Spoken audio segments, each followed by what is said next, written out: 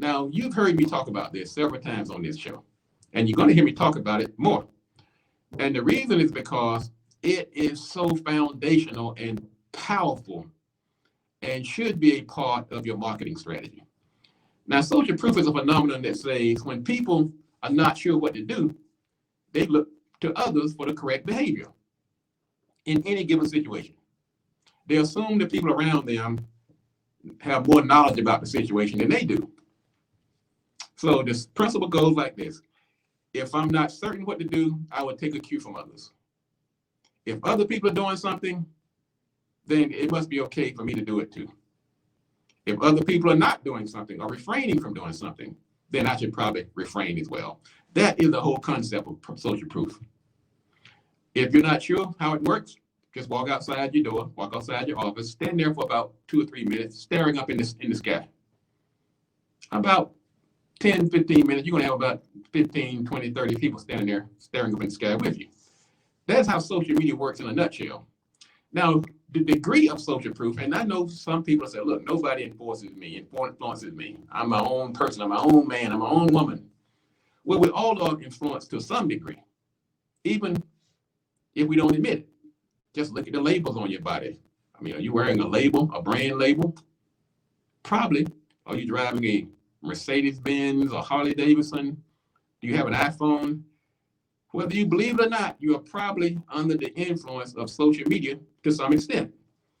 Now, the factors that determine the degree, one is the number of people who are performing the behavior.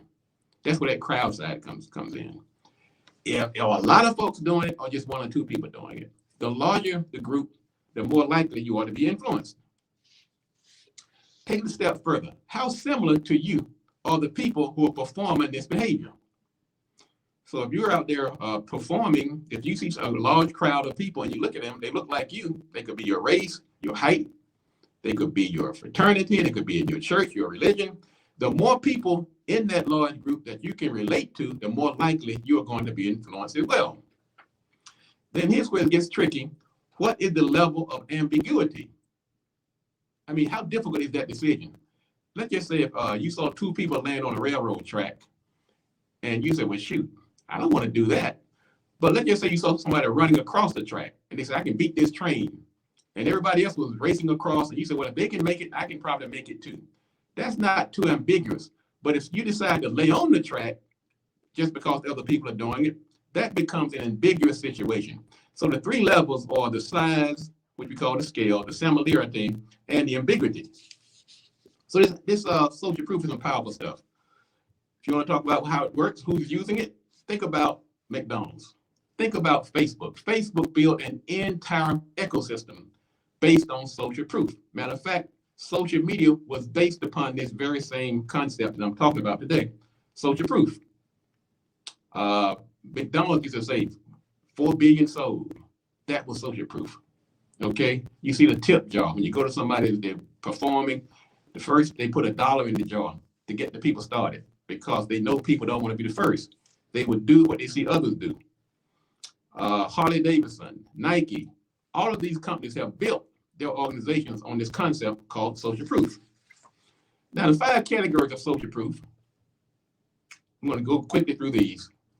The first one addresses that crowd size, the wisdom of the crowd. That is the approval from large groups of other people. That's the main one. That's one of the big ones. Another one is the wisdom of your friends. You assume that large crowds must know what to do because they're doing it in such numbers. The second group is called the wisdom of your friends, the people that you know. What are they doing? Then there's the expert social proof. What are the experts saying? What do they suggest or recommend? Then there's celebrity social proof. We've seen that manifest itself currently during this digital age. Influencers. That's where influencers come in. Also, user social proof. We call these the folks that are doing the testimonies. That's why you have places like Yelp and reviews and so forth. They are using social proof. Now, how can you use social proof in your company? First one, I call it the poor man's version of social proof. Testimonies and case studies. Put testimonies on everything you do when you advertise. Your website, your social media platform, your e-commerce. Use testimonies. Users. That is the number one way that the average person can take advantage of social proof. Reviews, in your social media, shares, likes, engagement. That is called using social proof to promote your service and products. Celebrity endorsements. When I do media buying for my clients, what I try to get them to do is to use a media person, a celebrity or somebody who's well known to promote their product. I do a lot of media buying on SiriusXM and other platforms. And somebody like, for instance, Joe Madison, I would try to get him to read the ad because he has a lot of influence. And so using celebrities and endorsements are a great way to use social proof. Another way is to use statistics. Like McDonald's used to use the 4 billion served. On your website, you can talk about how many people are using the service. Use those statistics, and that will help engender social proof for your service. All right, folks, we're coming to the end here.